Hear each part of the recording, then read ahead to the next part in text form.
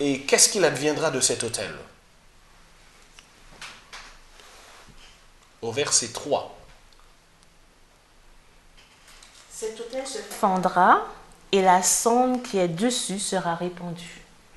Voilà, donc peut-on imaginer une sanction plus sévère et plus désapprobatrice, un autel qui se fend? Il me semble, Dominique, que la démarche de l'homme de Dieu est intéressante pour permettre justement qu'on puisse l'identifier. Il vient d'abord avec une parole de prophétie. Hein, et il annonce la naissance de Josias, un descendant donc, de David. Donc, le prophète, l'homme de Dieu, pardon, est d'abord celui qui prophétise. Ensuite, à l'appui de la prophétie, il passe par un signe, quelque chose de concret, de tangible. De tangible. D'où le fait que l'autel, sous lequel était offert donc ce culte étranger, eh bien l'autel donc va fendre, ce qui signifie que Dieu désapprouve donc les sacrifices qui étaient faits sur cet autel. Donc il prophétise et il donne un premier signe. Oui, un premier signe. Alors justement, comment Jéroboam, celui qui fédère ce culte apostat, comment réagit-il à cette parole prophétique suivie de l'annonce de ce signe? Oui. Oui, il le pointe du doigt. C'est un signe de jugement qu'il faut le. Absolument, c'est un signe de jugement et de condamnation. Un deuxième signe donc va apparaître, et quelle en est la teneur après l'attitude de Jéroboam? Le bras du roi reste tendu. Donc il est frappé de paralysie. Il est frappé de paralysie. Et alors, devant ce bras qui ne peut plus bouger, quelle prière Jéroboam adresse-t-il? Eh bien, il dit à l'homme de Dieu, implore l'Éternel ton Dieu et prie pour moi, afin que je puisse retirer ma main. Donc, par le mal dont il est frappé quasiment instantanément, Jéroboam valide la mission sacrée de ce prophète. Voilà. Alors, quelle est donc la réaction de cet homme de Dieu? Eh bien, l'homme de Dieu va intercéder. L'homme de Dieu implora l'Éternel et le roi put retirer sa main qui fut comme auparavant. Donc, miracle. On assiste en direct à un miracle qui amène, on pourrait dire en tout cas, je ne sais pas si on peut parler de conversion, mais de remise en question sérieuse de Jéroboam. De l'interroger et de le pousser à se remettre en question, en effet. Voilà, alors devant cette manifestation de la puissance de Dieu, quel lien Jéroboam cherche-t-il à établir avec ce prophète? Qu'est-ce qu'il lui propose? Entre avec moi dans ma maison, tu prendras quelque nourriture et je te donnerai un présent. L'homme de Dieu lui dira, quand tu me donnerais la moitié de ta maison, je n'entrerai pas avec toi, je ne mangerai point de ton pain, je ne boirai point d'eau dans celui-ci. Alors, quelle qualité cet homme de Dieu exprime-t-il ici quand il refuse d'être associé à la cour du roi, à la cour de ce roi autoproclamé, donc Jéroboam? Quelle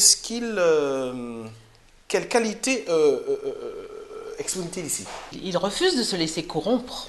Voilà, c'est un homme qui a la conscience de sa mission et qui semble insensible au présent et à l'attrait des choses matérielles. C'est évident, puisqu'il répond au roi, même si tu me donnais la moitié de ta maison, je n'entrerai pas chez toi, je ne mangerai pas de pain et je ne boirai pas d'eau en celui. Alors, pour quelle raison refuse-t-il ce qu'on aurait pu qualifier d'un geste d'hospitalité? après cette action spirituelle qu'il vient de faire, puisqu'il a été frappé et consécutivement délivré par Dieu. Jéroboam ou l'homme de Dieu? L'homme de Dieu. L'homme de Dieu, oui. Parce que moi, j'ai relevé un verset, Exode 23, verset 8. Oui. Est-ce qu'on peut le lire ensemble? Oui, Exode 23, Exode verset 8. 23, verset 8. Tu ne recevras point de présent, car les présents aveuglent ceux qui ont les yeux ouverts et corrompent les paroles des justes. On peut dire que cet homme connaissait ce principe. Oui. Il s'agit tout simplement d'essayer de comprendre pour quelles raisons il refuse donc l'invitation du roi. Alors, on a vu qu'il refuse de se laisser corrompre. Elisabeth partage avec nous ce texte de l'Exode qui explique pourquoi il fallait être méfiant vis-à-vis des présents. Mais quelle explication donne-t-il, cet homme de Dieu? Il dit que c'est un ordre, C'est un ordre. qu'il a reçu Ouais. de la part de celui qui l'a envoyé, donc de la part de l'Éternel. Donc il obéit à l'ordre que l'Éternel lui a donné. Donc il fait ici preuve d'obéissance. Donc jusqu'à ce moment de l'histoire, on peut dire que cet homme a bien fait preuve d'obéissance non optionnelle vis-à-vis de Dieu. J'ai cherché dans le dictionnaire la signification du mot obéir. J'ai noté se soumettre à quelqu'un en se conformant à ce qu'il ordonne ou défend. Obéir, c'est aussi s'incliner, c'est donc se mettre au service d'eux. Alors jusqu'à ce moment de l'histoire, cet homme fait preuve d'obéissance totale vis-à-vis de Dieu. Alors, à partir du verset 11, le récit bascule. Avec quel personnage ce récit prend-il une autre dimension?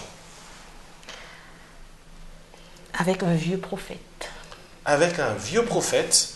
Et où réside-t-il, ce vieux prophète? Mais dans la même ville, à Bethel. Dans la même ville, à Bethel. À Bethel.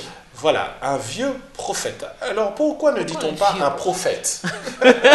Pourquoi le qualifie-t-on de vieux?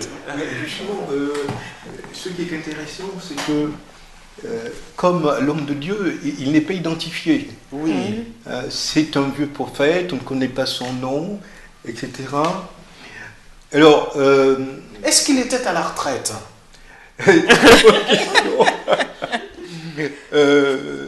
Les oracles avaient-ils cessé? Certainement Les pas. révélations? Certainement pas. Oui, alors pourquoi cette indication de vieux prophète? Est-ce qu'il veut dire qu'il était âgé? Oui. Que c'était un vieillard? Ou est-ce que quelque part, derrière le vieux, il n'y a pas l'idée d'un prophète un petit peu ambigu, quelque chose comme ça? Mais le texte ne nous éclaire pas beaucoup sur cet homme. Oui, oui. En tout cas, le terme de vieux n'est pas toujours de bon augure. Hein.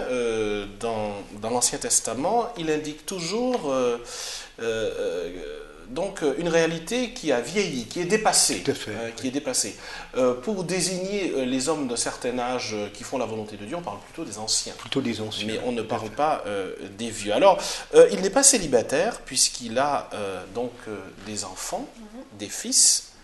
Et ce sont ces fils qui vont donc l'informer de ce qui s'est passé avec cet homme de Dieu, de sa prophétie et de la manifestation de la puissance de Dieu quant à Jéroboam. Alors, quelle décision prend ce vieux prophète vis-à-vis de l'homme de Dieu? Alors, je pense qu'il est intrigué par les choses qu'il a apprises, que cet homme de Dieu a faites, la prophétie sur la descendance de David, le fait qu'il a accompli 2 miracles, donc l'autel qui s'est fondu, la main de Jéroboam qui est devenu paralysé, qui ensuite a retrouvé la normalité. Je crois qu'il est quelque part intrigué et qu'il veut savoir un peu plus sur cet homme de Dieu.